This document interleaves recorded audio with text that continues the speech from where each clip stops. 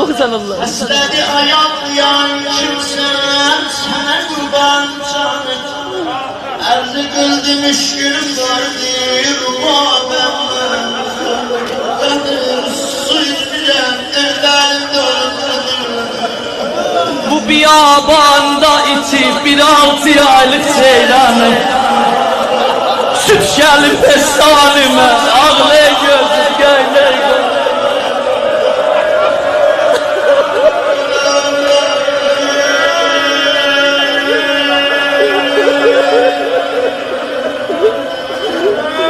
Yuxuda balamı gördüm, o ne okuyor?